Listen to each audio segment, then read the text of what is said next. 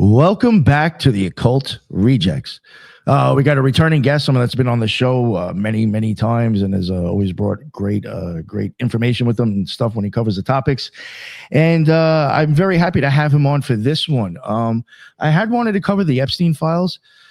Just didn't really know anybody that was really covering them that I thought was worth having on.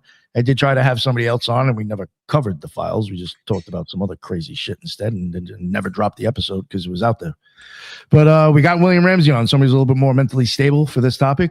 And but before we introduce him, let me introduce the other rejects that are with us. Brandon, my man, what is going on, sir? How are you?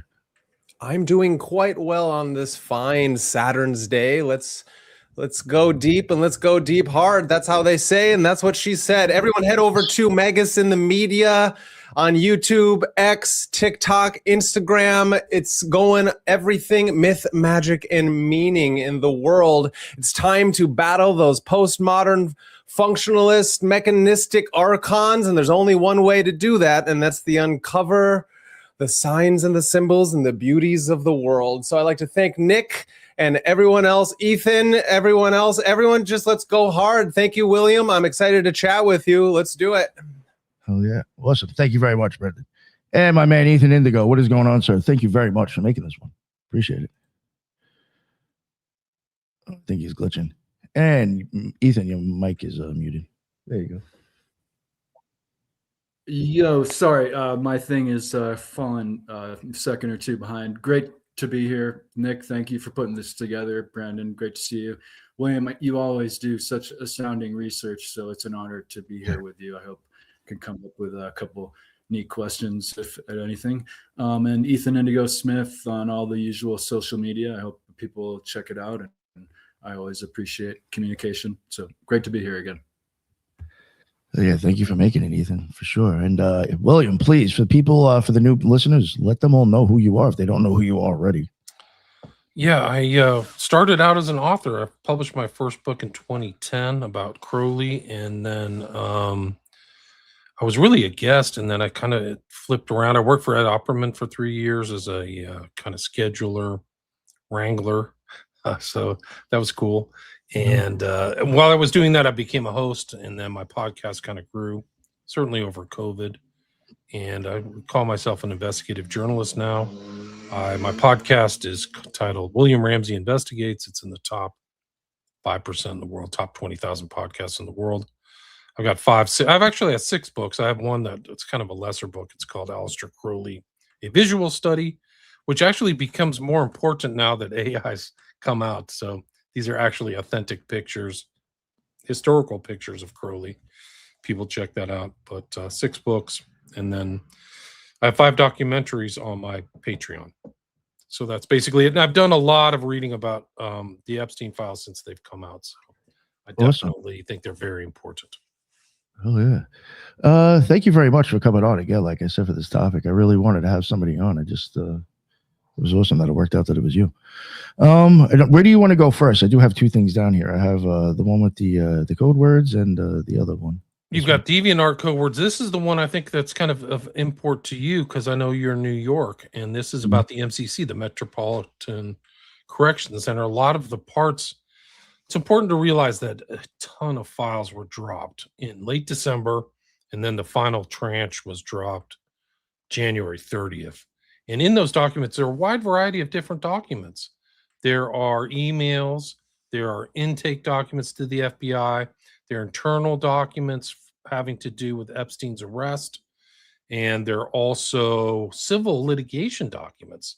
So there's a bunch of different documents, but this, to start off, are really interesting documents pertaining to what happened at the Metropolitan Correctional Facility when Epstein was put in there on July 8th of 2019. He was arrested July 6th at Teterboro Airport, which is where he would fly his private jets into. But I think what we know and what we're told by the media is that he was arrested and then he tried to commit suicide twice. Once was July 23rd, 2019, and then he successfully committed suicide August 10th of 2019. The internal documents, however, tell a much different story. than what the media is telling me. And I'll kind of guide you through here. Awesome. This is like the first thing of the DOJ talking about it. One of the interesting things that the Epstein files, as they were released, shows is that they just pinpointed everything on Epstein in the public, and that was it. The Epstein files show it's a network, and he's heavily connected. He's talking to so many people in the public that it's actually shocking to me how many people he was familiar with, Woody Allen and so many celebrities.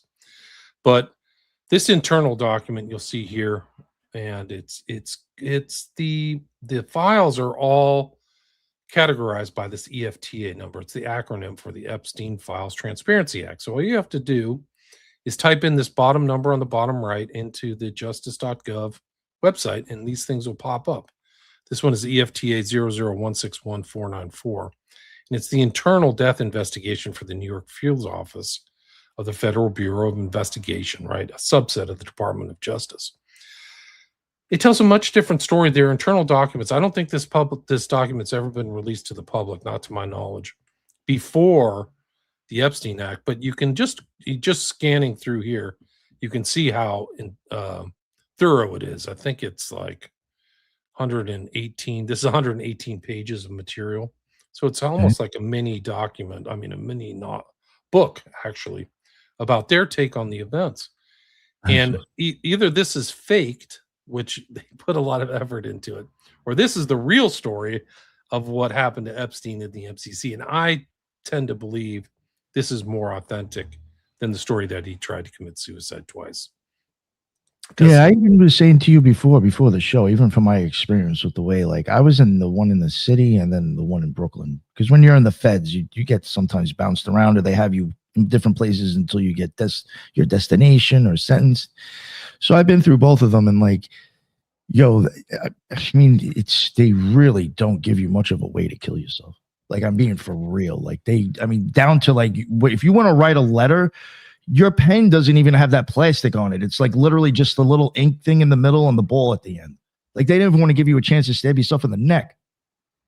Like, there is no way you're going to fucking knock yourself off in one of those things unless you're like banging your head against the wall. And at that point, you'll probably knock yourself out before you kill yourself. I don't buy it. It's interesting. Situation. Yeah, no, it's interesting you say that, Nick, is because in these documents, now, see if I can find them, they show him on suicide watch, and somebody's making a statement every 30 minutes. Yeah, no, they are up their ass. Yeah, so when comfortable for you either, like, they're kind of like assholes to him. It's interesting because they have him on suicide watch, and then all of a sudden they take him off. So why do they take him off of suicide watch? They also show that the most important camera that covers his cell, it wasn't working. It stopped working on July 29th, which is in and of itself suspicious as heck. They also show that the camera that there is working, and they show to the public, is kind of deceptive. It's not actually showing the actual door of Jeffrey Epstein's cell. It's showing a different door, and I'll show that on here. It's very obvious. This document right here is what they released, the FBI, after he was arrested. And if you go down to the bottom, I'll highlight it, but there's a link here. It takes you to a video file, and that video file is not the actual door of Jeff Epstein's cell. It takes you to a different shot, and I'll show you very clearly in these documents what the DOJ did, either through intentional obfuscation or just negligence. They didn't tell the public what it was, because the layout of the two-tiered kind of system within the special housing unit is a subset of the MCC. So the show is completely away from everything else, and it's on its own. Exactly. He was like the number one guy in the jail, right? So like, he's in a special housing unit within this giant, like, I think it's 12-story building or something. And he's in a second tier. You have to go up the stairs, and there's supposed to be a girl or person there watching him, literally within a stone's throw of his cell. And the interesting thing is, these files show that the night that he died, from 12, the recordings that were supposed to be done at midnight, 3 and 5 were never done. The rounds were never done. So the people, and she was the girl who was supposed to be doing it was brought up on charges, and they're in these files. I'll show them to you. So this stuff never made it out into the public. He gets into jail on the 8th. You can see right here on 7/10. He's assigned this guy, Nicholas Tartaglione. And we'll show pictures of him. The pictures of him out of jail are terrifying. The guy is roided to the max. Like, he looks gigantic. Like, he's a huge, gigantic guy. He also had just killed 4 people. Like, he was being charged with the murder of 4 people. What he had done, what he was charged of, and he's convicted within the last couple of years, is that he had gone, it was like an hour or 2 north of downtown NYC. He was at a bar, and he was dealing coke, and he felt like he got burned, I think is the story. And he lured a guy to the bar and killed him. And then the guy's 3 friends showed up, and he killed all 3 of them too. And then he took their bodies and buried them on his property in New York, and they found him. So he was arrested and put in jail on that, tried, and then found guilty. He wasn't guilty at this point, but they put him in there. They're questioning Epstein almost every day about his well-being. On 7/11, you can see here, chief psychologist saw Epstein for a psychological observation contact. He denied suicidality and did not appear to be in any distress at this time. So he says he's not suicidal. Then on 7/23, he's with Tartaglione. He suddenly gets brought in. Epstein told officer that Tartaglione's cellmate had tried to kill him and had been harassing him. Tartaglione claimed to have been asleep. So Tartaglione's story is that I was just asleep and I popped up and there was a rope around his neck. Like, this is barely believable for me. Like, I was sleeping and then I woke up. So Epstein's claiming that this thing is that he's trying to kill him. Then he's on suicide watch. So Epstein initiated on suicide from 7/23, and they're constantly asking him, "Are you suicidal?" Then he's taken off of suicide watch the next day. So they're believing he's suicidal, but then they take him off of the watch. See, that's even another thing. I think if you get put on suicide watch inside there, it has to be for at least 72 hours, regardless. So, like, even like people know, like, this is the whole thing. If you want to pull that shit to think you're going to get some special treatment, you're actually going to be in a shitty situation because you lied it for a fucking few days. So it's something to think about before you really want to push this stuff off. These are all very sketchy, Nick. This is like crazy stuff. On 7/24, the day after, Epstein denied suicidality and stated, "I have no interest in killing myself, and it would be crazy to take my life," even though he was depressed and unhappy about his current legal situation. So and they ask him again, on 7/25, he denied suicidality and said he was too vested in my case to fight it. "I have a life and I want to go back to living my life." He wants to get out of jail. Epstein then on 7/26, so 3 days after the event, Epstein denied suicidal ideation, intention, or plan and referred to himself as a coward. And "I'm Jewish," and said he was not someone who liked pain and would ever attempt to harm himself.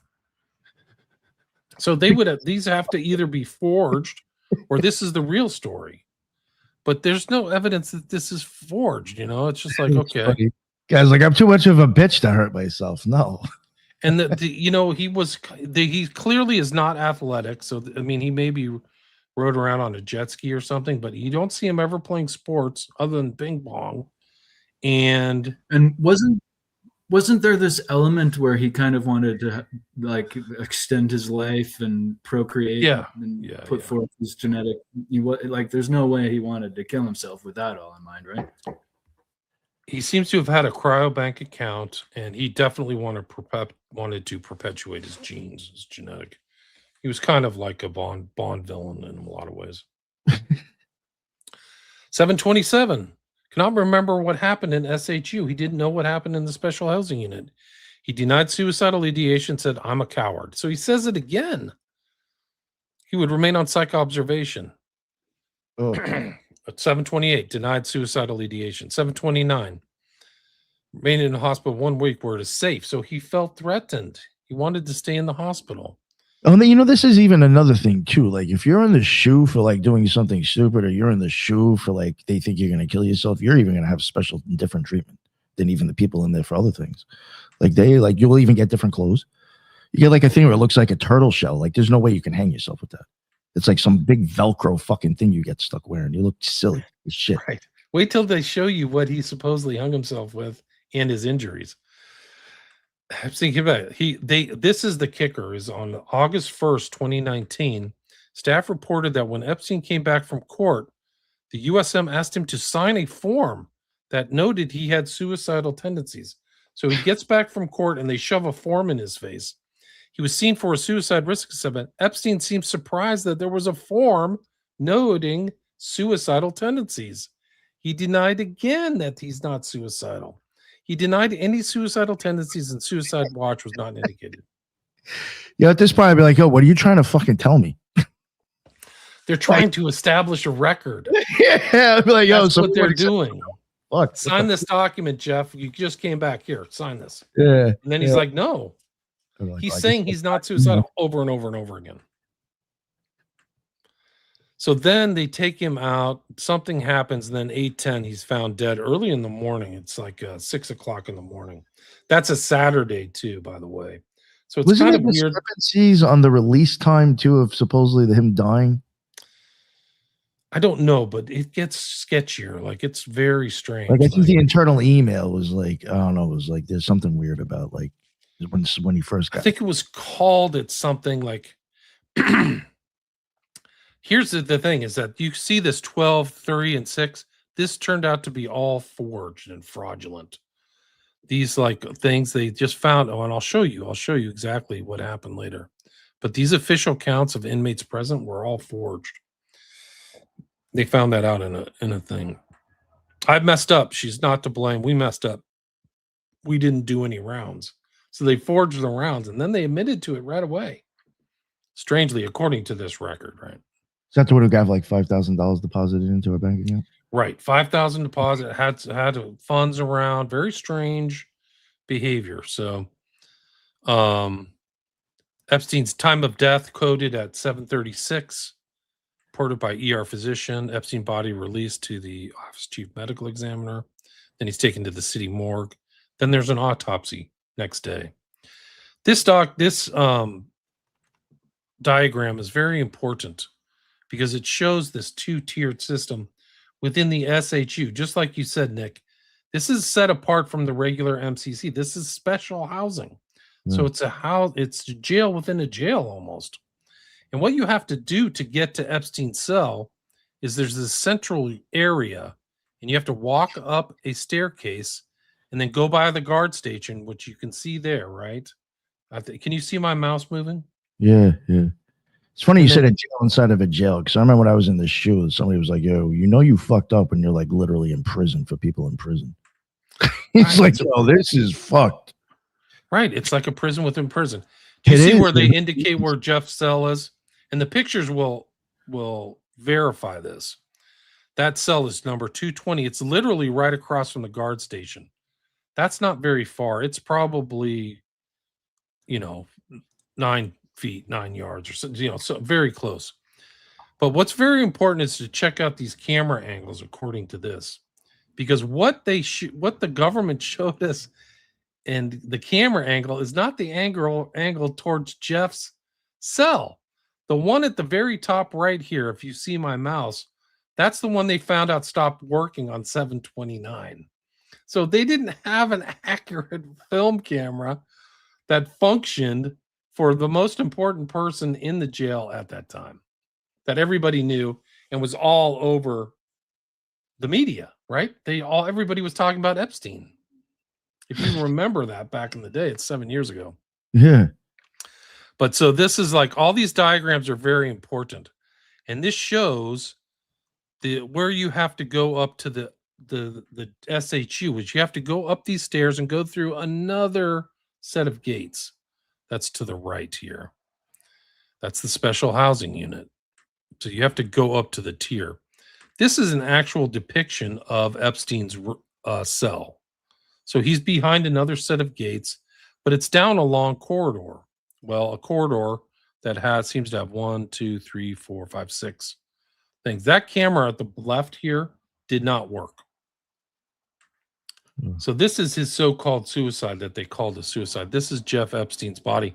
You can see around his neck, he has a pretty intense, there he is right there. Pretty intense, like burn around his neck, like somebody got in there. Did you see that? Yeah. And then they tagged him. He's dead on 8/10. They did work on him. This on his left shoulder, he had an old tattoo.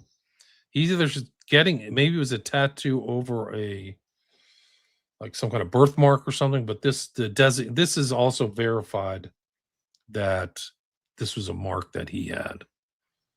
And this is the inside of his cell. It's like, what's up with all these freaking rags and everything in here? And then that's supposedly how he hung himself. This is those are the blankets that they give you inside the shoe. They're like fucking thin as shit. This is supposedly how he hung himself. They're so thin you can literally, because I've done it just to be a dick, flushed it down the toilet bowl. Yeah. At one point, like me and my cellmate were just like anything that would go down the toilet bowl just to cost the feds money. We're like, fuck you. Right. According to the autopsy, assuming these are all valid and they have the name of the person, Dr. Kristen Roman, you can see it right here if you see my highlight. His hyoid bone was broken and he had both of his ligaments in his, what do they call it? Larynx were broken. So this is very consistent, not with strangulation, but like manual strangulation, like it was done. Yeah, that's like even something I want to like mention, like from looking at the jail cell, like maybe it's not like when you're in there, maybe it's a little bit different, but like the way those bunk beds are made, like even if you tied that shit around your neck and tried to hang yourself, like I don't really think that's going to work. And second of all, it's not going to look like that mark he has on his neck. I just don't think you can pull that off in there. I don't like that. Looks like a lot of pressure and tension. And for a while, I don't think you're going to get that from hanging yourself off of a bunk bed. Like I just don't. I don't think so either. This can be sufficient enough and all that. It just to me, it just doesn't make sense. Like you're barely going to be hanging yourself if part of your body is on the like. It's what I'm trying to get at. There isn't even enough room to really even hang yourself correctly. You'd have to force it. It would almost like you're doing some weird BTK shit where you're trying to choke yourself on a doorknob, jerking off. Like it would be like, it's like you're trying to choke yourself, honestly, to even hang yourself. You're not going to how you'd have to be doing that forever to get that mark on your neck. Yeah. The story doesn't wash. But this is the internal document right here. Investigation review of Federal Bureau of Prisons Custody Care Supervision of Jeff Epstein, June 2023. Investigations Division. And I don't think this ever came public, but it's 118 pages, like I mentioned earlier. But it's an interesting read. I could probably do a show on it. But they break everything down in time, dates, times. But also these diagrams are very important because they show the angles of the cameras. So like the angle of the cameras and how the special housing unit is laid out. The jail within the jail. And what they showed to the public of the camera angle is this angle that I'll show you. This is the real angle of Jeff's cell. If this was, you can see right here on the bottom left, his cell is right where those kind of clothes are, those rags or whatever. It's not that door, but a door before it. And that camera at the end was not working. And that was the crime scene. That's what the L-tier entry door looked like. And this is his door, and that's him right there. This photograph is of Jeff. Right? So that's how you designate how somebody's in there, 220. That's a picture of the inside of his cell. That's what it looked like, empty cell. This is the door to get into the SHU. But what they did, an average human when they're standing up, sorry to interrupt you, it's like your head's already going to be like level with the bunk guy. Like you're not going to be able to really fucking hang yourself too well like that if you're already that close to the top. You know what I'm getting at here? Like it's really hard to do that. This is what they said he hung himself with. I don't think, come on. Piece of orange cloth. No way. Especially like when you know like what that's made out of. It's like, really?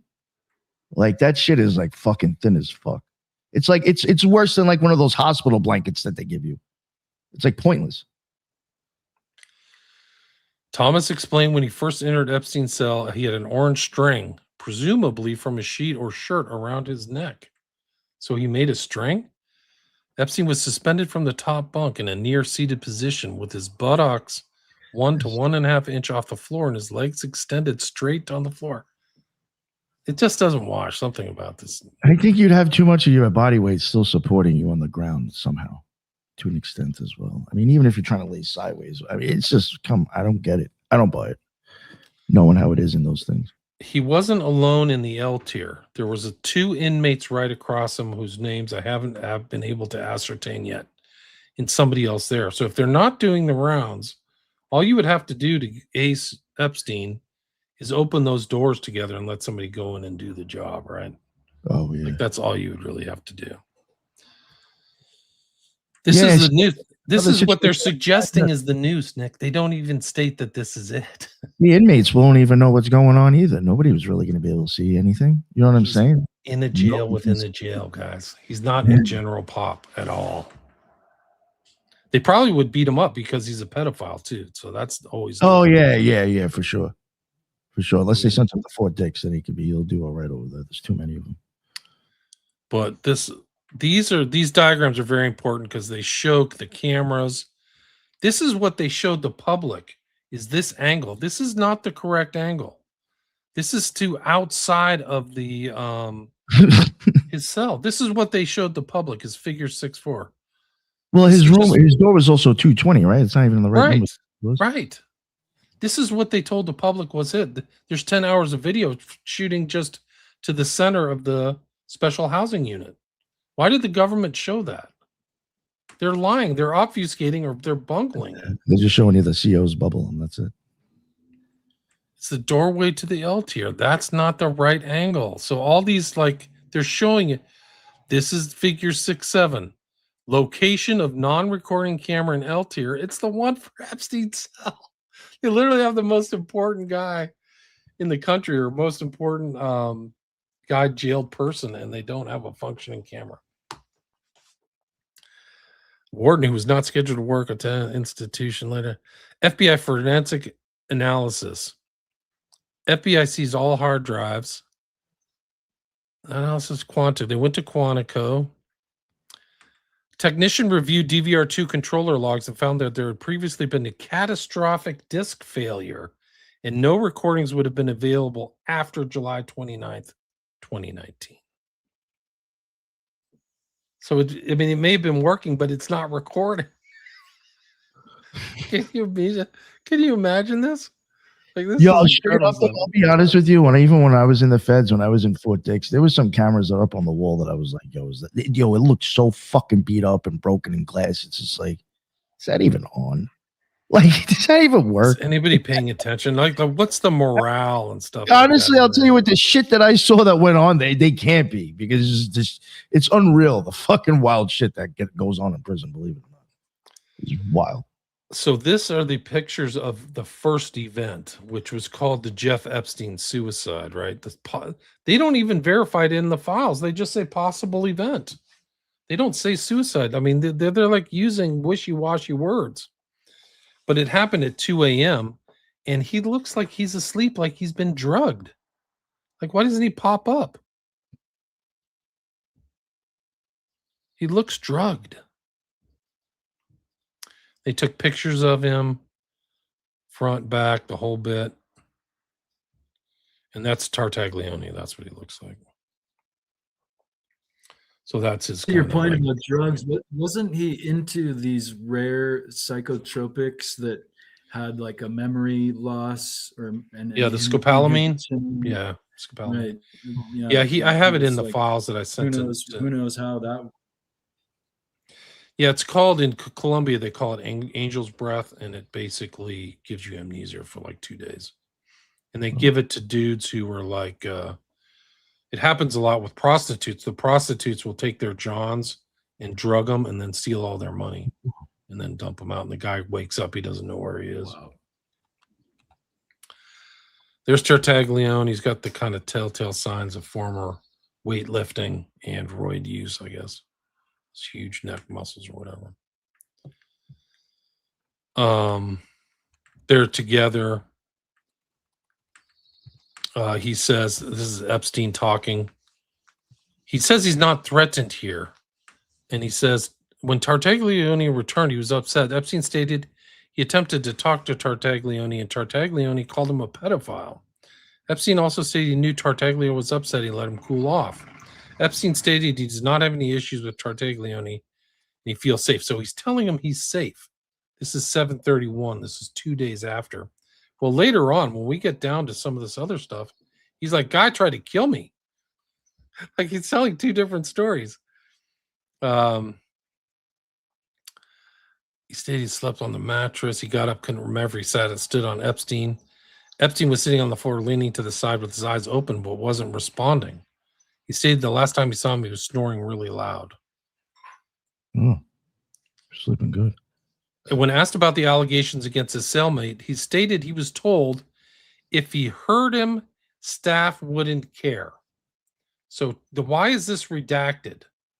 So what they're saying is that Tartaglione was told if he hurt Epstein, staff would not care. So this is like goes on with this kind of like, the encouraging Tartaglione on. The ambulatory. He does not want to talk about the events leading to the marks on his neck. Cannot explain the marks on his neck. Responded, I don't know. This is after the, quote, suicide attempt. He doesn't look in its distress or pain.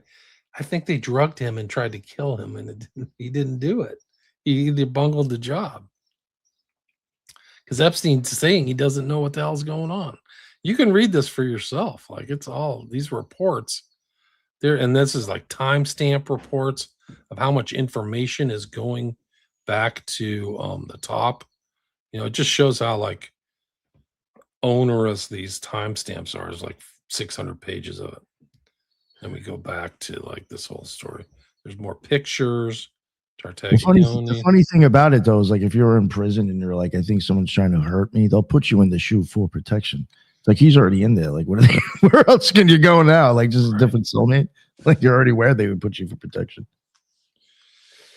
I asked him at Epstein what happened prior to staff's arrival. He stated approximately when he got up to get a drink of water, he remember walking back to his bunk.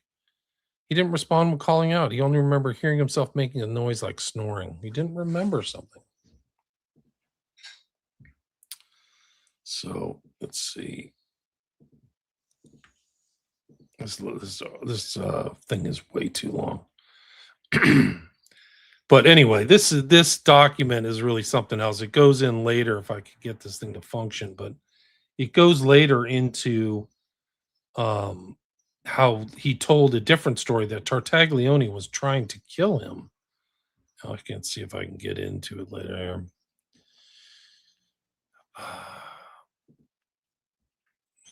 While observing inmate Epstein, he sat up on the bed and this is different. So it's D. Clark. It's Lieutenant Anderson, right? He says, this is a different story than what Epstein's saying.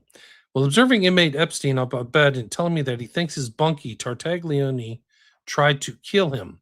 Inmate Epstein also stated that his bunkie also tried to extort money from him and stated if he didn't pay him, he would beat him up. He stated it's been going on for a week. So once he gets somebody from the outside of the shoe, he starts telling him a different story. I asked inmate if he told staff about this, and he told me no, that he'd only told his lawyer. So he's not telling the staff at the jail. He went on to say this bunkie told him that if he beat him up because of his charges, the officers would not report it. And because of this, he was not comfortable telling the officers about the prolonged threats and alleged attempts to extort him. I immediately reported this to the lieutenant. None of this made it out to the public, to my knowledge. This is also important. These are documents, and you can just check out these numbers.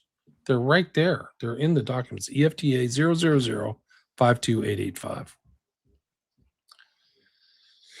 G Operations Lieutenant. One thing I will have to say, I mean, I guess maybe it all depends on the relationship or the intelligence of the dude that was locked up with him, but he does seem to tell him a little bit more than I think he should be. Like, who comes out and admits all that? Like, it is a little weird to even be telling him all that. He's afraid. He doesn't want to tell the housing staff because He knows that people, if they kill him, they don't care. So he's got to find somebody who he can kind of let know. This is like another. I'm inside of the cell. I noticed Jay Epstein was snoring on the floor of his cell, appeared to be asleep. We made several verbal commands to him to wake up and to get him to his feet, but they were all unsuccessful. This is consistent with somebody being drugged or something going on. Like he doesn't pop up. He's not fully conscious. After a set attempts, Lieutenant Anderson asked for a stretcher to retrieve and safely remove him out of his cell. Now on the stretcher safely out of 9 South Special Housing Unit into the awaiting elevator. So they have all these records of like what happened on 7/23. I called out to inmate Epstein and observed him flicker his eyes and continue snoring. His neck was red with no abrasions. I observed no further injuries. An attempt was made to get the inmate to stand on his own with negative result. He couldn't stand up. The inmate was placed in hand restraints and staff was directed to retrieve the stretcher. I mean, it's just, he doesn't even know because he's either drugged or like knocked out. Here's all the like times of people coming in and out. But I think later on in this document, you can see the elements of like, here's his hanging suicide. They go in all his medications, methylprednisone, insulin, docusate sodium. I don't even know what that is. He had some other guy, Efrain Reyes, was supposedly there. There's no record of him. So I don't even know what the heck is going on with that. That's Efrain Reyes. I couldn't find out evidence of protesting. This girl who's supposed to be watching him, her name was Tova Noel, and they were thinking about prosecuting her. She had an indictment. I thought, and then nothing happened after that, right? I don't think anything happened. And then you mentioned the $5,000, a total of 12 deposits. This is according to Megan Kelly, not me. Total of 12 deposits have been received, culminating in the largest one, 5,011 days before he died. What's really weird, she didn't start working in the special housing until July 7th, weeks before his death. Oh, man, almost like she was put there for that shit. Oh. It's not outside of the realm of possibility, guys. They have so much See, here's the 30-minute round policies. This document shows on the right they're supposed to make rounds. The cell, this is actual depiction of the cell. Events of August 9th, Tova Noel. So this is about her. So if you go through this, she's lying. All these counts are fictitious. In reliance on that falsified count slip at approximately 12:49, Control Center cleared the 12 a.m. count. So she's falsifying these accounts. Why? That's what they're saying, not me. This is from their documents. Tova Noel and Michael Thomas, the defendants, so this is the potential thing, were additionally responsible for conducting the 3 a.m. and 5 a.m. institutional counts at the SHU, the Special Housing Unit. As confirmed by video from the MCC's internal video surveillance system, Noel and Thomas did not complete either the 3 a.m. or the 5 a.m. counts. Noel and Thomas nonetheless completed and signed count slips for both counts that falsely stated they had completed the 3 a.m. and 5 a.m. institutional counts. Just another thing I want to mention too, real quick. A lot of times when they do this shit, when I was in Fort Dix, like in the feds, you're allowed to have emails, and I didn't. They threw me in the shoe for mentioning people that I was in prison with in emails. Said it was a breach of security. I just got fucked with, but I ended up being stuck in there for a little bit. So I have experience inside there.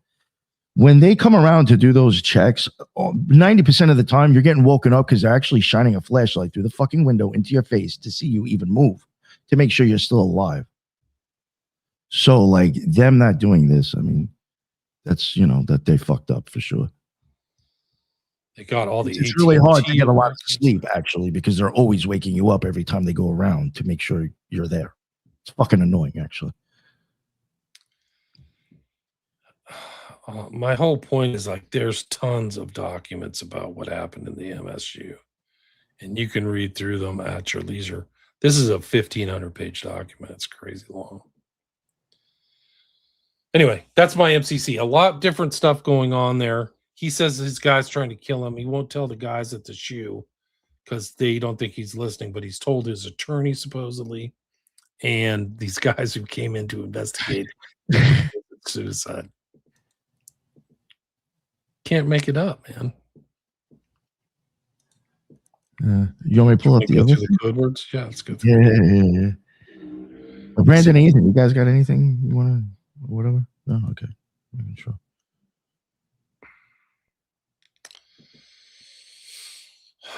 Epstein code words. These well, are I guess I do.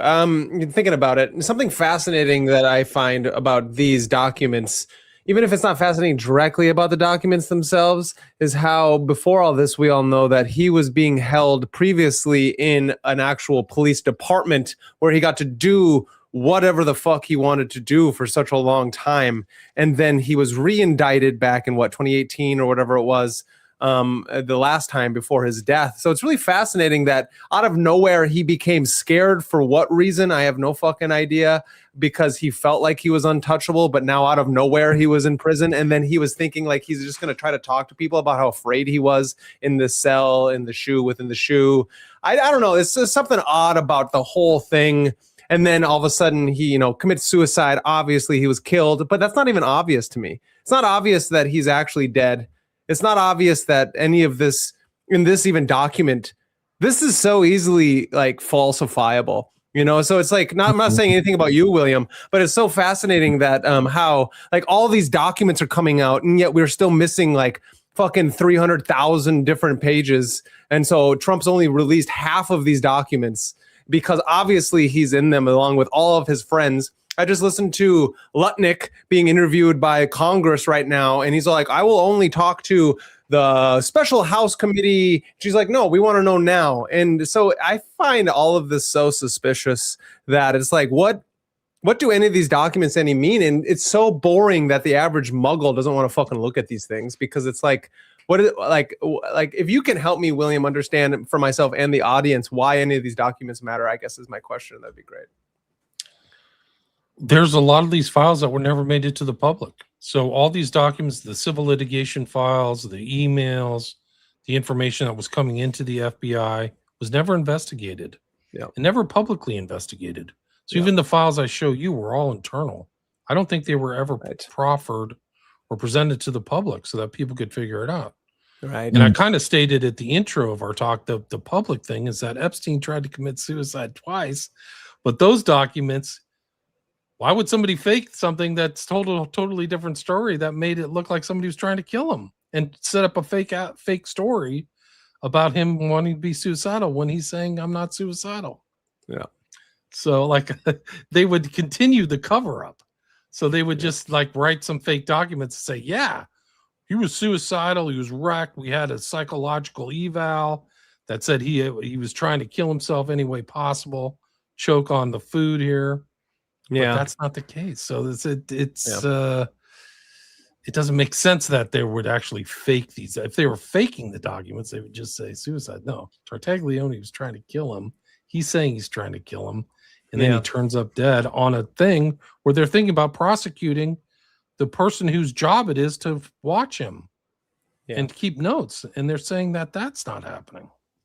Yeah, it's fascinating. And I'm going to bring this up from my angle of kind of what I hit it from my channel, is the idea is that we are always being told different things in our media, like shows like Blacklist and all these different that kind of like whodunits when there's a deep state and there's some special crime bosses, and then you get all this interlinking. We're starting to realize, as we all know, as the curtains fall on all of this stuff on the clown show that's going on, is that they're like things are usually stranger than we can ever imagine. And so it's fascinating that the mafia crime bosses and the three-lettered agencies integration with the governments is that it's just even though the names are different, they follow different rules, they all use each other interrelated. And so the government uses the mafia uses people like Epstein, because Epstein wasn't just, it's like everyone wants to state that he was working for the 3-lettered agencies. And it's like, no, like the 3-letter agency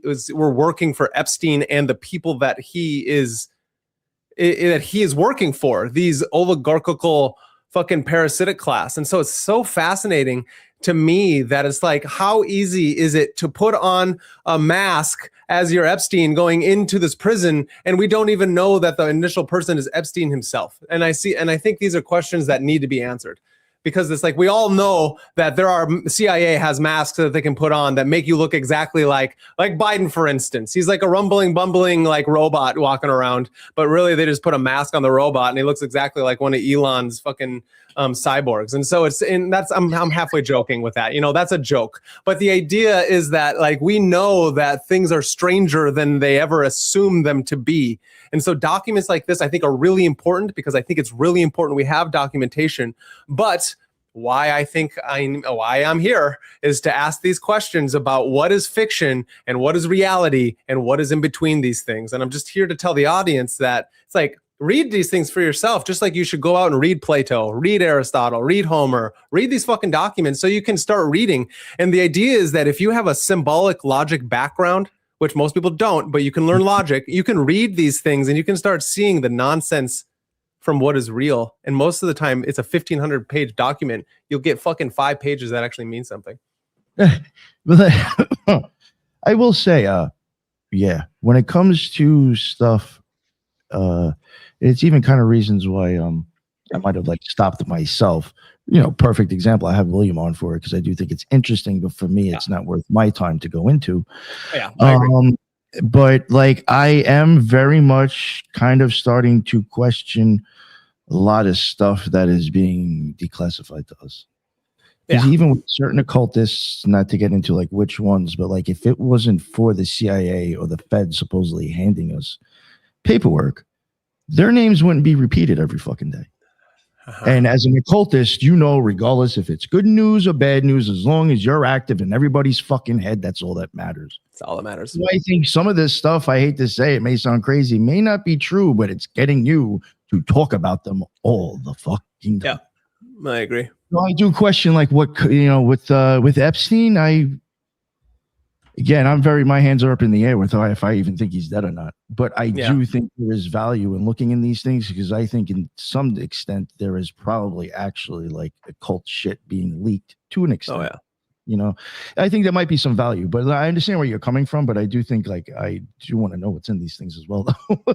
Yeah, no, and I do too. And we've been listening, and I think this is all fascinating. And it's just nice to kind of take a second and kind of take a breath and remember the occulted nature of our reality and how important it is to know that like our black ops departments are 30 years ahead of what we have right now with our iPhones and our computers, 15 to 30 years.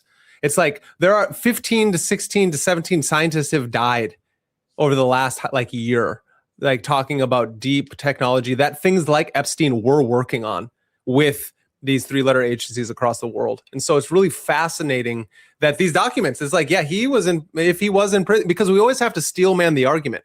And so it's like, I'm steel manning this. This is real. These documents are real. Epstein was in prison and he supposedly committed suicide. Okay. Obviously he didn't commit suicide, because that fucking the Michelangelo bandana that he wrapped himself around and then hung himself supposedly, that's no one can even jerk off to that. So it's like, you know what I mean? It's like, you can't even asphyxiate yourself to allow that to even do anything to you. And so it's so fat, you could just rip that, let alone a 200-pound man in a small prison cell. So that's what I'm getting at. Like, it almost doesn't make sense for that. It doesn't make any sense. Doesn't make any sense.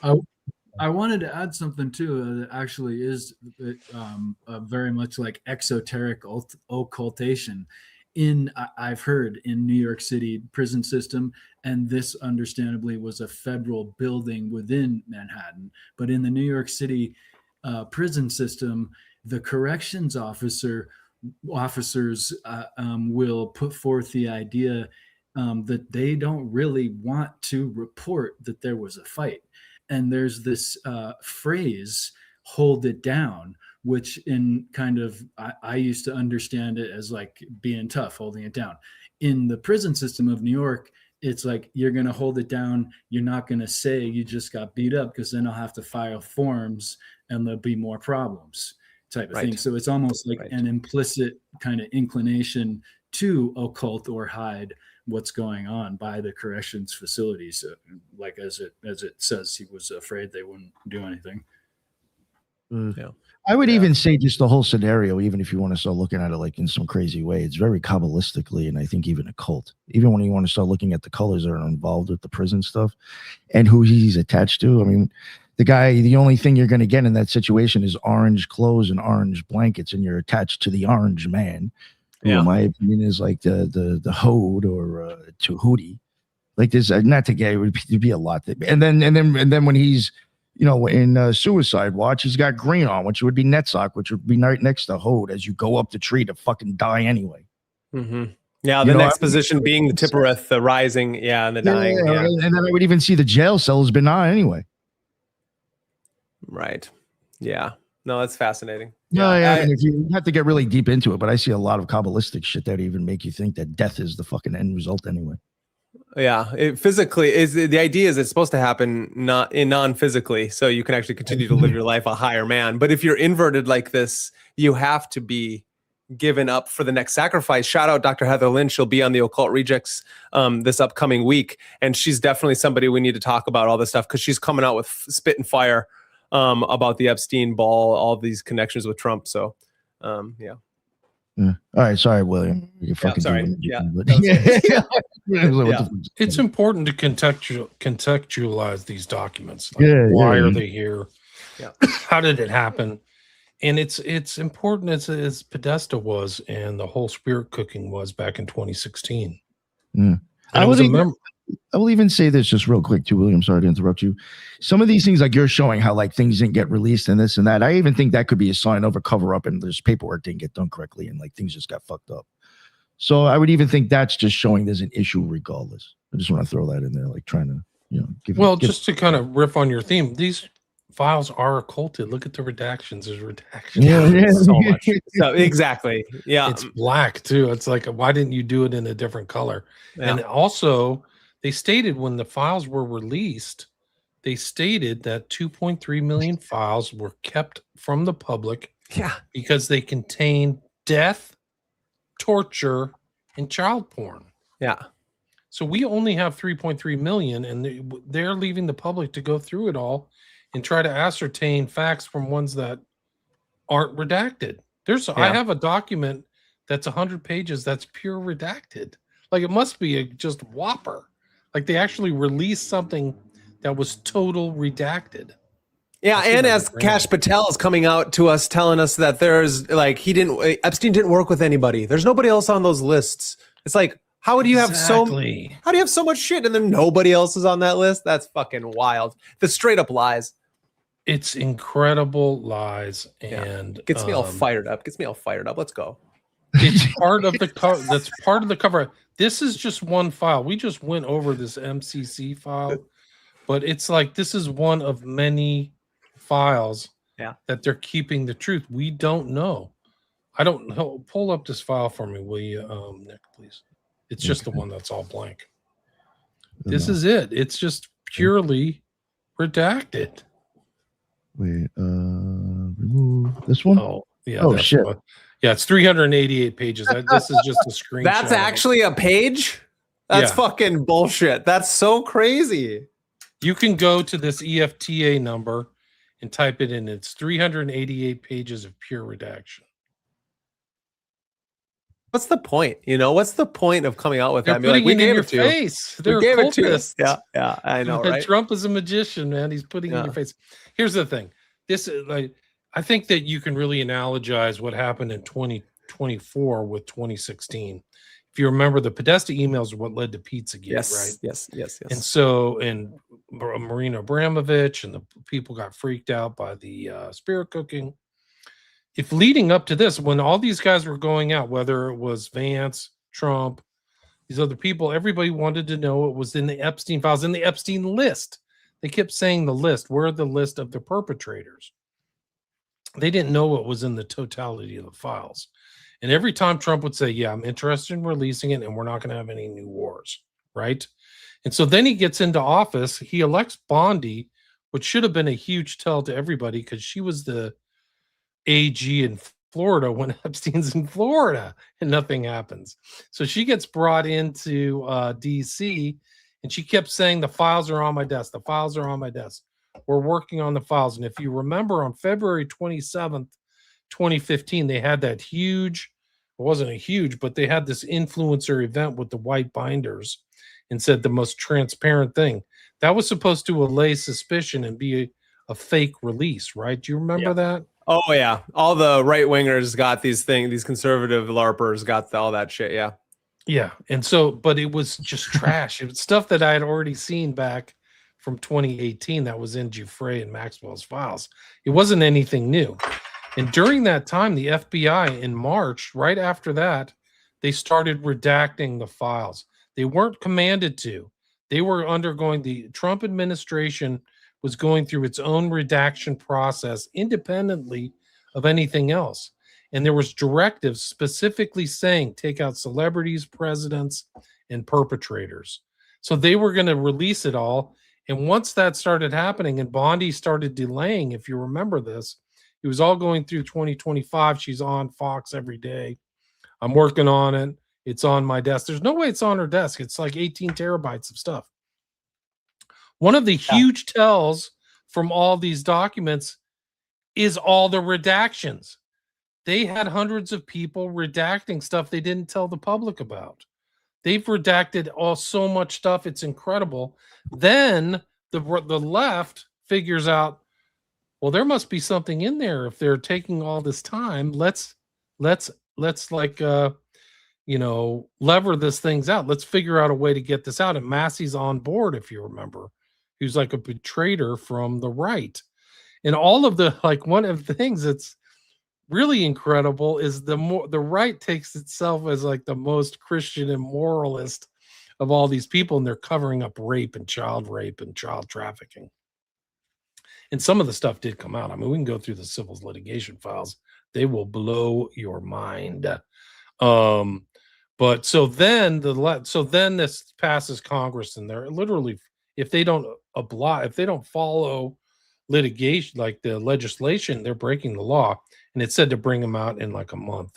And so then they were forced to release it. And then they let her go. Then they fired Bondi. Her work is done.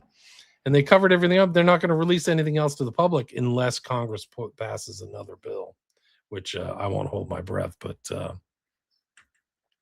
that's the arc of how these documents came to the public.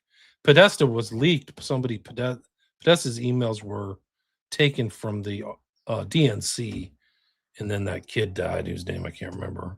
Seth Rich. Yeah, Seth Rich. So that's the kind of arc. So they bounced around. They're very, very, very important documents. There's so much information here. And the stuff that wasn't redacted is because the people who are doing the redactions don't know these code words. And that's the whole thing. So they think they're literally talking about jerky and pizza and grape soda, but they're talking like freaking mobsters about stuff. That's a good one right there. You can go back. This one is like, this is a document that came to Berman. This woman's asking great questions. They actually kept her name unredacted. But like, what could be buried on that island? Drugs, money, young girls, babies, staff that intended to reveal Epstein's secrets. Need to go through Epstein's staff, past and present. What a nightmare, feeding dead bodies of girls and their babies to sharks that swim around on this island. And she's right. Epstein was not only a molester, pervert, and child molester. He was also a rapist, pimp, pander, torturer, and maybe a murderer of his captives and their babies. So I'd say, I mean, you want to say like, oh, this is questionable. This is what's in these files. That's what people are talking about. That's how serious it is.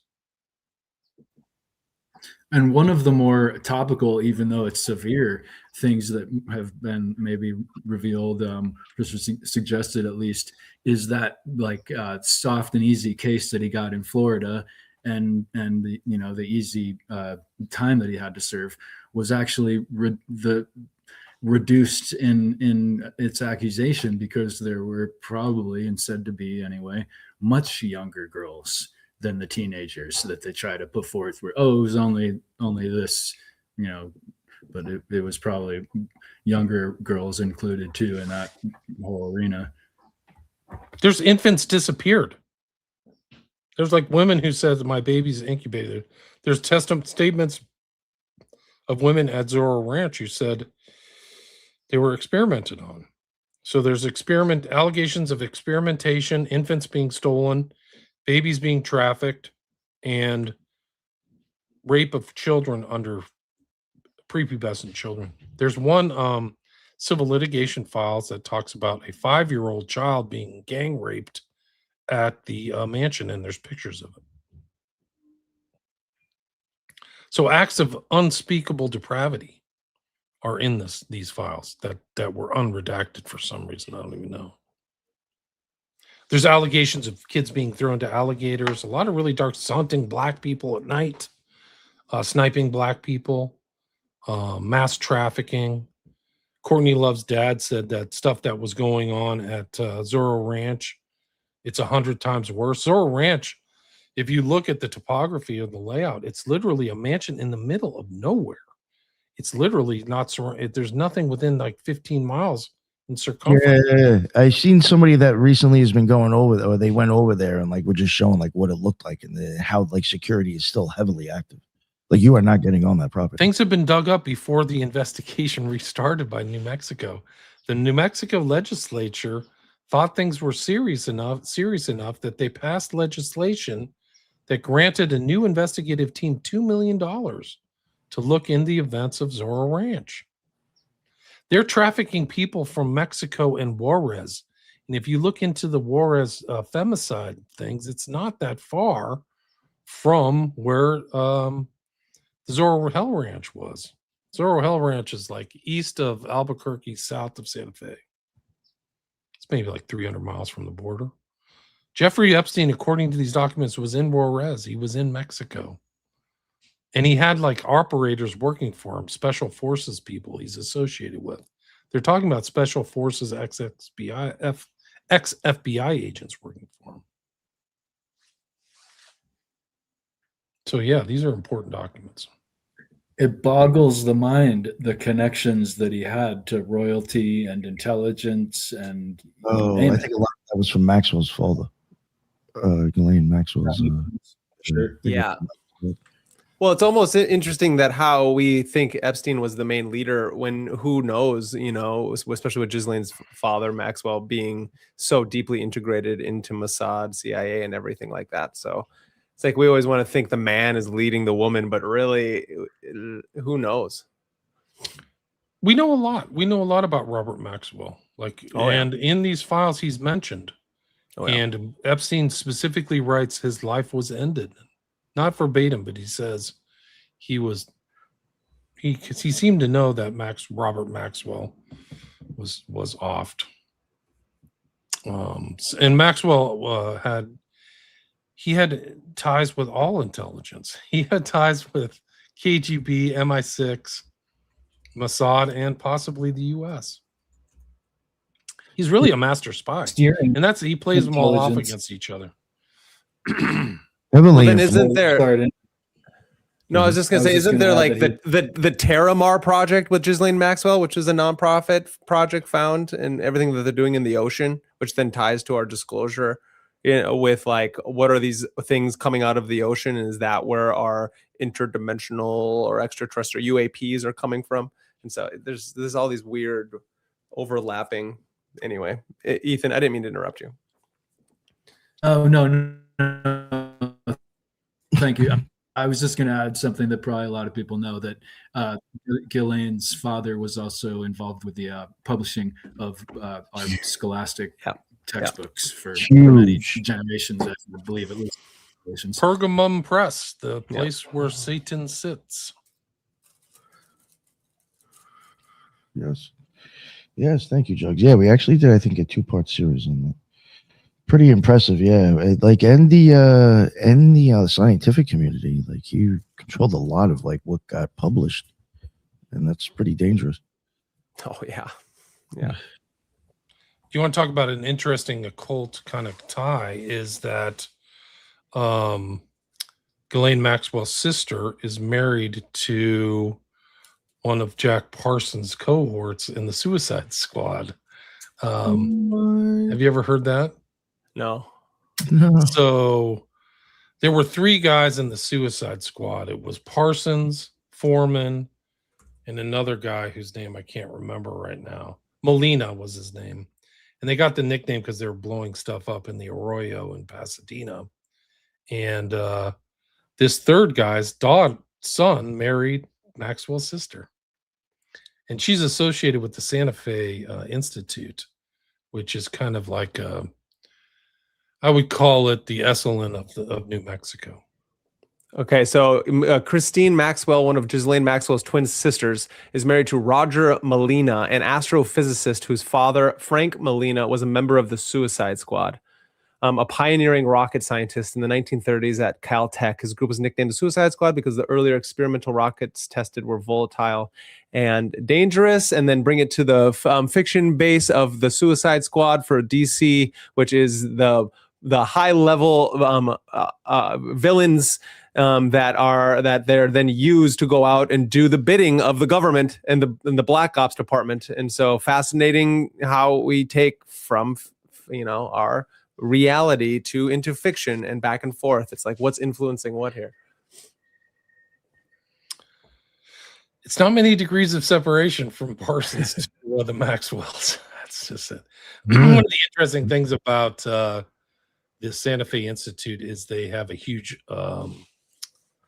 obelisk. They have a huge monolith as part of their kind of like statuary on their site. Not a lot of elite people and stuff like that. It's pretty interesting.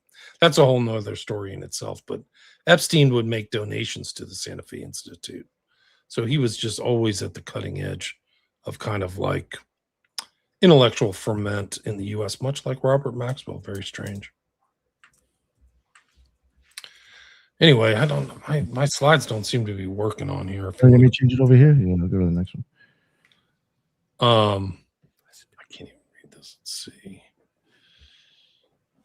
Oh, this is the one about like rape by George Bush 1, type of ritualistic sacrifice. Oh, geez. Cut with a scimitar but left no scarring. On the audio, witness babies being dismembered, their intestines removed, and individuals eating the feces from those intestines.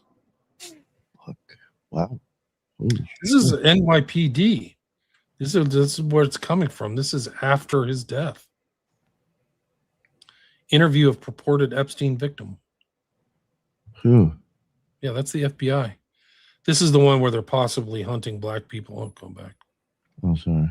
Yeah, it's like nothing. Snipe hunt is over. Moon crickets and field bag. Field bag is a specific term to hunting. Like a field bag is that burlap bag. That remember when we did that show about Lisk, about Huerman? He put his victims in a burlap bag like he was hunting them, and that's like a reference to that right there. So are they hunting black people? I don't know.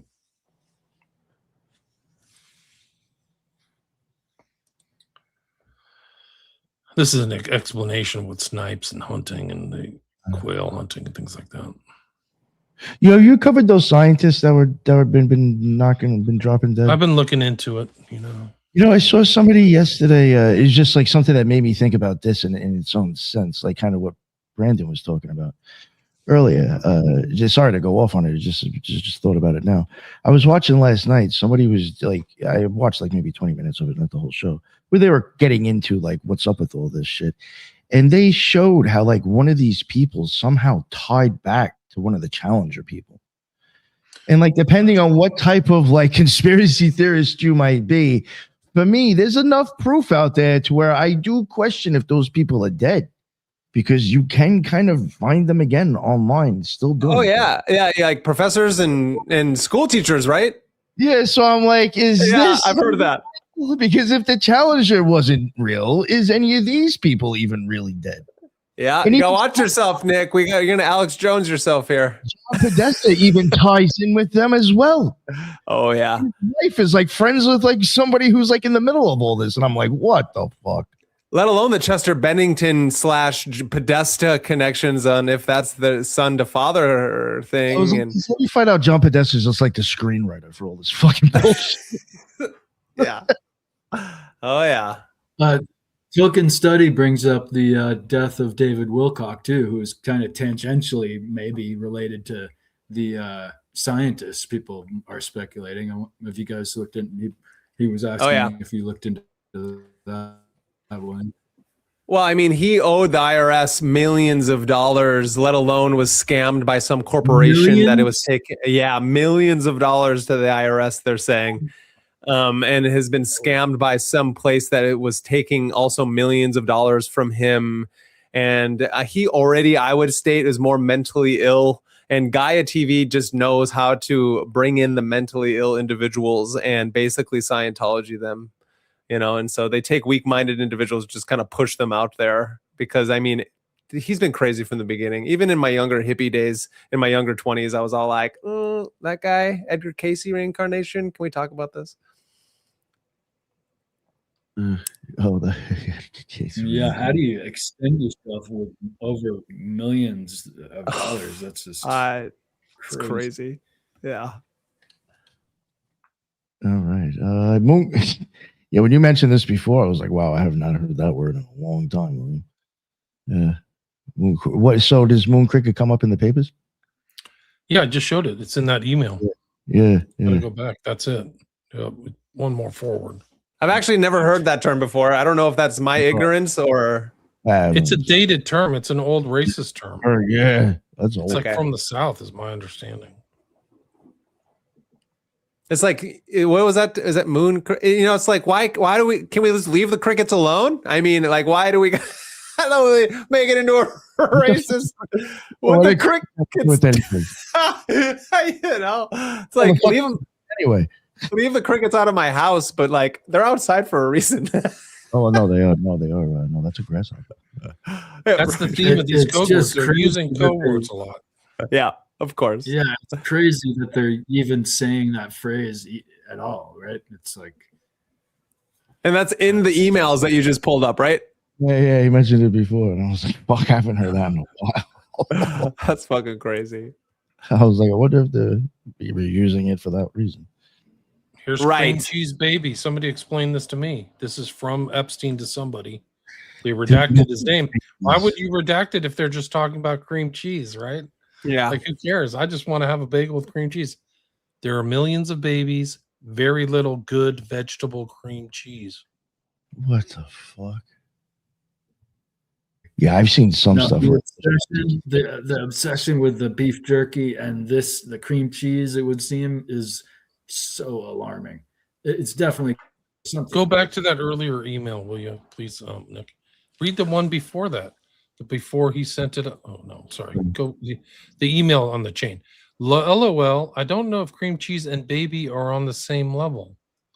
It's okay. There is still enough time today. Trying to schedule a priming for 5:30. Fuel explosion 9:45 p.m. We'll bring a new engine startup video. Fuel explosion. What? Oh, yo.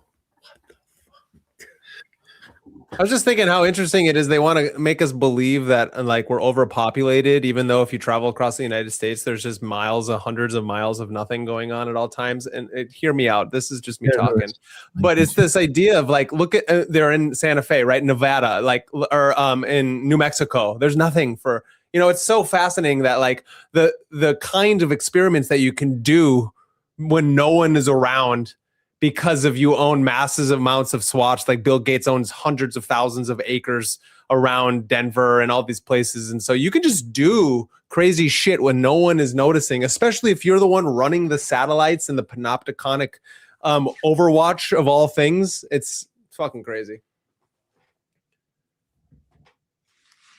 Yeah, this is code words. I don't have any idea.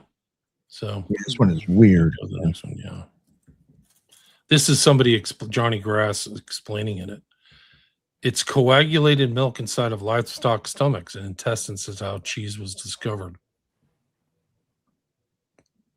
He's saying what they're talking about eating coagulated mother's milk from the intestines of freshly killed infants.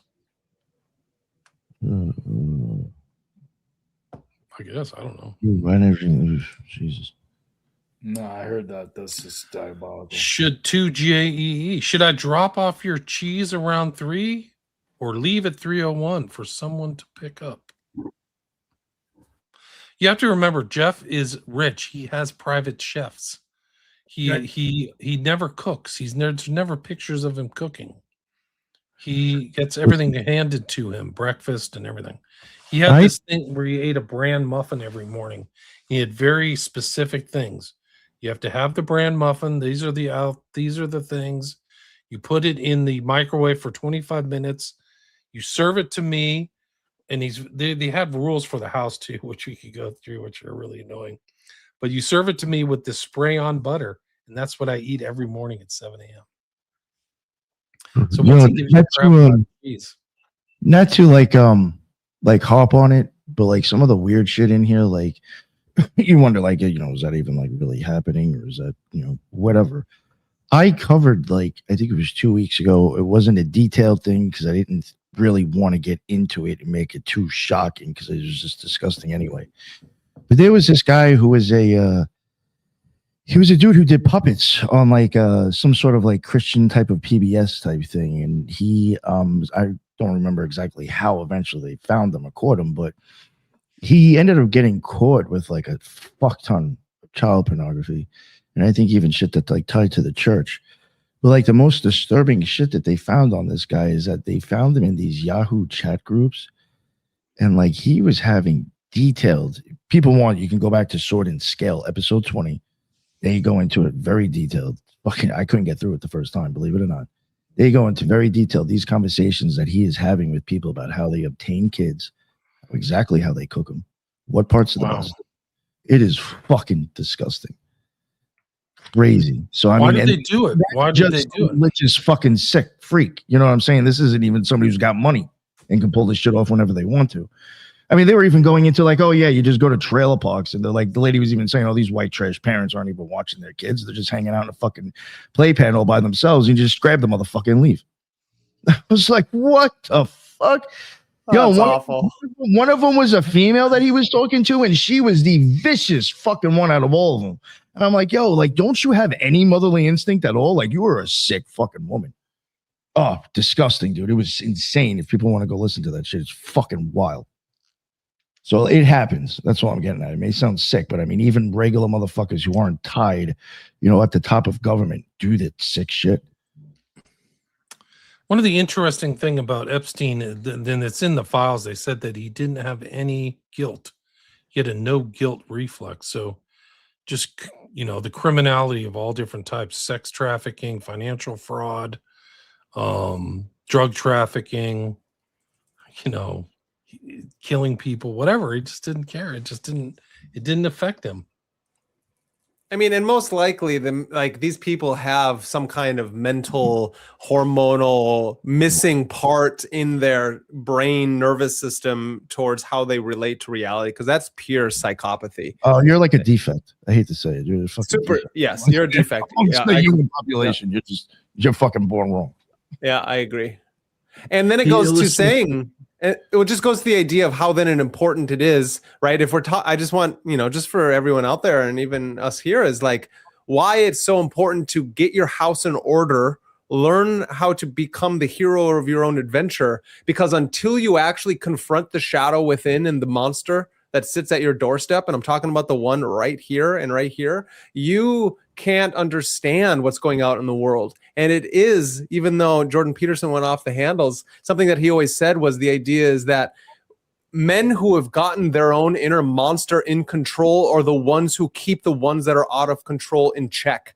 And so it's like, that's why the masculine is the actual self-actualized masculine who knows how to wield a sword and shield are very important in our society, which is then why there's also all these other psyops to break down the masculine in our world. And so I just think I'm just always trying to push that message of like, get your fucking mind in order, learn how to wield a sword, and learn how to control the monster within, because that's true courage.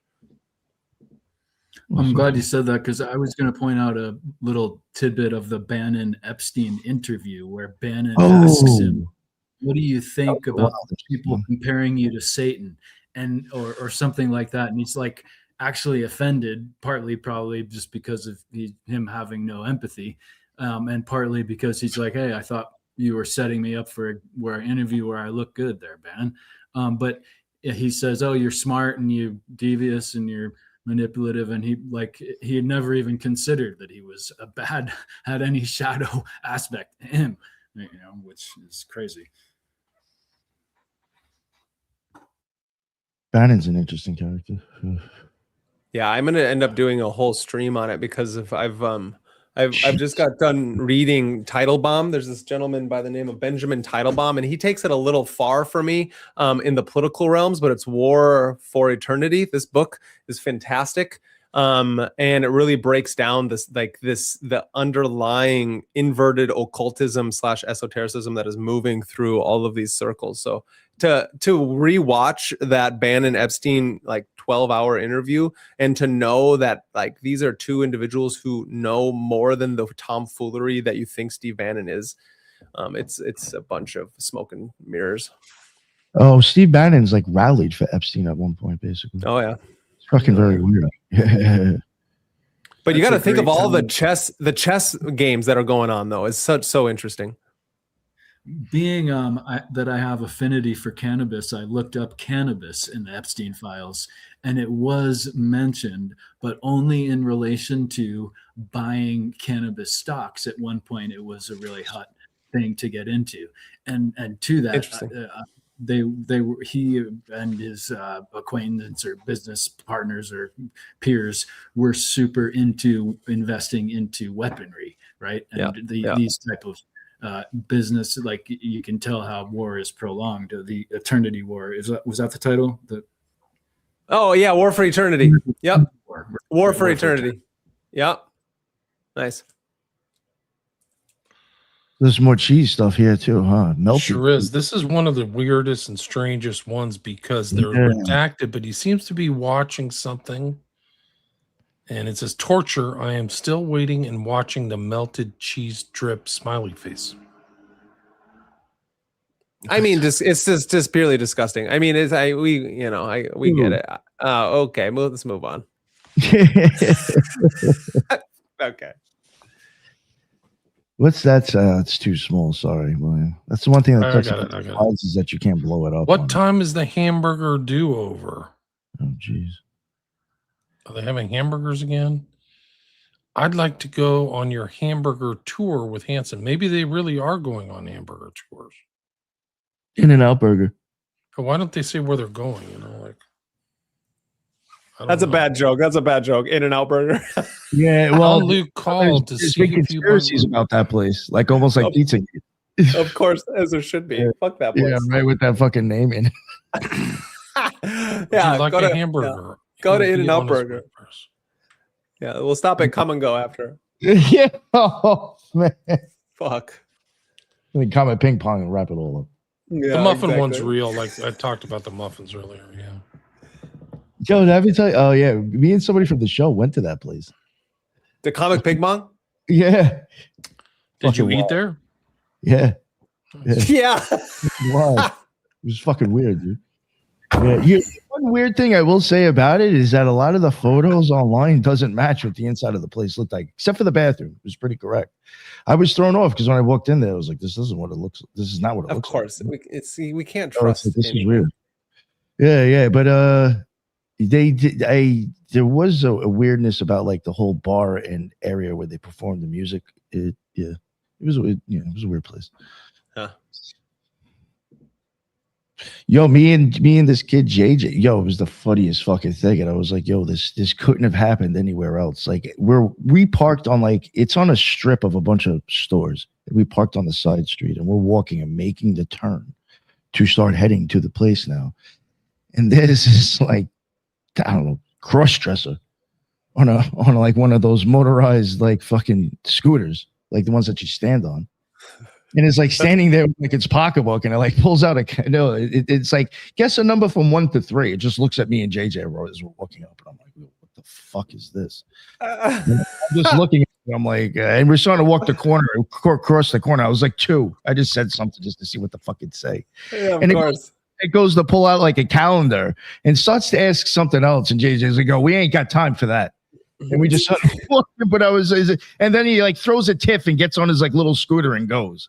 And I was like, of course we ran into that going to comment ping pong. Like, it was just so fucking unreal. It's kind of like you're on acid walking around, and it's like a magnetization for the fucking crazy people. That's what those like. It's like sectors of hell on Earth. Fucking wild. Yeah, all right, sorry. Muffin Man. Now we got muffins. Yeah, I already talked about that. Yeah. He actually did have a muffin recipe. Oh God. Can you go to the next one? Yeah.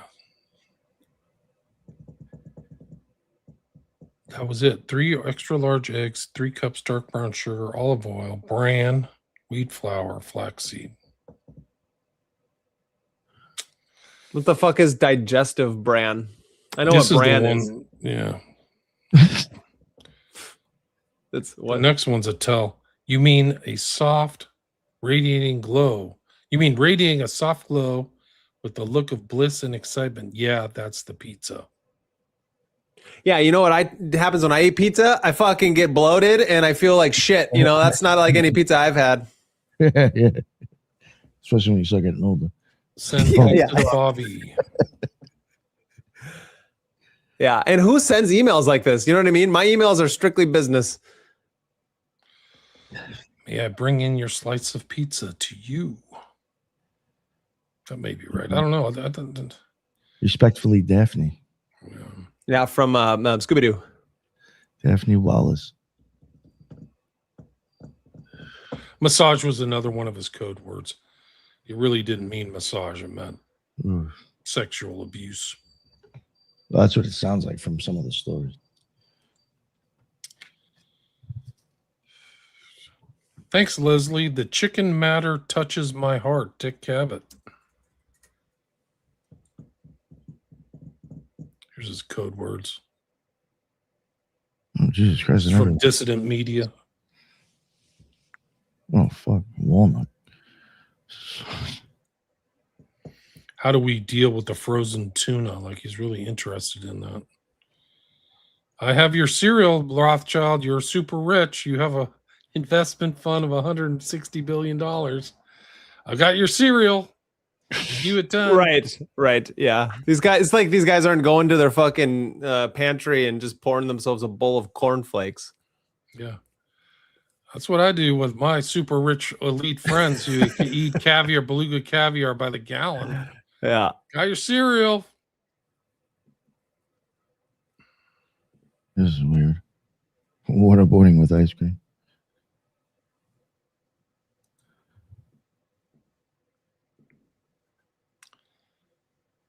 Very much so. Making my execution plan and trying to have something for you tomorrow. Bones, plastics, blood, guts, all bound by science that I understand. Partners, plan, revenue, jobs, gangsters. Okay. No, you know who I saw? He was contacting. He was asking him to do work with him. I thought it was actually really interesting. Rupert Sheldrake. He popped up in the yeah. He didn't go like it wasn't showing that he was like going anywhere with the dude, like going to his island, but it was showing that he was having conversations with the guy that he wanted him to work on something at MIT with him. Yeah. Well, to be honest, that makes a lot of sense, and not because I think Rupert Sheldrake's a pedo, but because of his work on morphogenic fields. I mean, it is the cutting edge of. You agree? Yeah, no, I know where you. It's the cutting edge of science and consciousness. If people out there don't know morphogenic fields and Rupert Sheldrake's work, please go out there. He got banned by TED Talk because he had the top 10 most banned scientific rules. I watched that shit. It was fascinating and brilliant, and I'm sold on it. He did a whole video series about the telepathic nature of not just animals but humans as well, and the interconnectedness with morphogenic fields. It's beautiful. Well, no, I thought it made sense even from an occult angle. I was like, I would use the fucking guy too if I wanted to do some weird shit. Of course. I mean, I want to interview him for my channel, and I'm not fucking anybody. You know what I mean? So many times, dude, to get that guy on. I've tried so many times. Okay, we're gonna try again. Yeah. I told him I was going to. I was like, dude, every 6 months, I'm just going to keep asking until you get tired. That, I told good, him. good. All right, next one. Peter called Guy and asked him if they killed the deers, and Guy said yes. Get the dead deers. Why does he pluralize too? That's the other thing. Crash That's Little C. Little C Crash stuck on the rocks. Sea toe here. So what is that supposed to be, a deer that crashed on the that's dead on the, like what? Yeah, I don't know. Frozen food. Gear is frozen food. Mark Lloyd is finance. Lyndon Lee is many companies. Hyatt is sex slave. It's just like Among the salad, discussion. who knows what that means? Yeah, right. Among the discussion of beef jerky was frozen beef jerky references many times, and it's like, what? You don't freeze real beef jerky, right? Yeah, I don't think you have to, really. No. Yeah, I would think the frozen thing, well, I don't want to get too into it, but I'm assuming it might be like frozen body parts. I don't know. Cereal. Go to the next one. I think there's Oreo. Oreo ice I cream. heard something about Oreo coming up in his shit or something. I heard about that. People thought that was weird. That's interesting. Oreo, which is black and white, is slide number 33. I like that there, William. That worked out well. Memo to mature, health-minded vampires. You might want to consider eliminating your treats to victims under age 30. JEE was right all along. What? This is better than a Chinese cookie. Let's go for pizza and grape soda again. No one else can understand. Go no. That weird shit. This is Francis Derby. That's the chef at Cannibal. Nick, I got to run. I got to wrap it up. Okay, yeah, no, that's fine. Yeah, I think Magus had to get going. We can too. do another show. I mean, Yeah, sure. this is like 50, 60 hours of Epstein material. There's so much. Well, I from would even different say angles. the show at the beginning I thought was actually really interesting, to tell you the truth. So that was cool. Even though technically it wasn't the files everybody's thinking of. That shit was with the prison is actually interesting. Mhm. And I think, unfortunately, due to my experience, I think it's also good to know like what you're kind of actually dealing with, like when you're in that situation. It's very different than I think the public perceives it to be. 100% Yeah, for agree. sure. 100% agree. I mean, nobody can imagine what it's like unless you've been in it. It's very and even though it's not a good representation, is like people who think they know what mushrooms or LSD is like, and they talk about it, and you don't know until you know, and then there's different degrees of knowing when you've done it as well. You know what I mean? It's like Or understanding or perception of it. Uh-huh. Yeah. But thank you all very much. Before we wrap it up, Brandon, remind everybody where they can find you again, sir, please. Great. Thank you, Nick. This was a great conversation. It was so fantastic to meet you, William. I've heard about you, obviously, and all your work. So it was good to be on a stream with you and go through these types of things because the people got to know. And if they don't know, they don't know. And they might as well come to the Occult Rejects to find out. So it's just one of those things. Everyone head over to Magus in the Media, where we break down all things myth, magic, and meaning in the world. Subscribe, like, and share. Got work coming out all the time. Interviews, video essays, live streams. Next live stream, I'm going to probably do one tomorrow on my own. Who knows what it's going to be about, but it's going to be about something. Right. Monday night with Jin. Ethan and I are going to be breaking down again the Tao Tai Chi in action, because amongst the craziness of the world, there's only one way to be, and that's rooted as the craziness swirls around you. Go to Instagram, X, TikTok. Just please subscribe, like, and share, because we got to take down the archons together. Thank you again to Nick, and as always. Hell yeah. Definitely go check out that show with him and Jen. Besides, not even from them, I've actually heard from a lot of people that shit is fire. I'm a little jealous. So for real, I've heard a lot of good stuff about you guys teaming up. So definitely go check out that show. Ethan, please, my man, let everybody know what's up. William, thank you so much for presenting all that great material and research you did, and great to be here with you guys too. And Ethan Indigo Smith on all the social media. I got a few books out there. The Complete Patriot's Guide to Oligarchical Collectivism is sort of related to the subject at hand. And I always appreciate many articles to come, and always appreciate being on here with you guys. So thanks, William, everybody. Love having you on, Ethan. Always glad when you can make it, my man. And William, please let everybody know what's up with you when they can find all your amazing research and stuff, please. Well, they can find all of our old shows, Nick. We've done at least 10 or 15 on a wide variety of subjects. They can find them at William Ramsey Investigates or Occult Rejects, and top 0.5% podcast in the world. William Ramsey Investigates, 5 books, and all my stuff is on Patreon. But thanks for having me again. It's great to talk with you. Hell yeah. You know, I was going to fix you before, but I was like, maybe I'm wrong, because you said 5%, and I was like, no, you're in the top 5%. Top 0.5. 0.5, yes, 0.5. Because I was like, I'm in the top 1%. There's no way I beat your show. I was like, he had to have fucked that up. Like, yeah. Oh, maybe I misspoke. Yeah, 0.5%. It would be the first point. It's impressive. That's huge, man. That's awesome. Yeah, that's a lot. Yeah. Yeah. Good for you, man. But yeah, go check out his shit. If you've never heard of him before, go check it out. Definitely did a lot of work together. Go check out that stuff as well. And I'm sure it's on both of our channels, so you can go find the Occult Rejects on his as well. But thank you again, William. We'll definitely get you on again at some point, maybe to talk about this or something else. And thank you, everybody in the chat. That is what's up. And until the next one, everybody be well.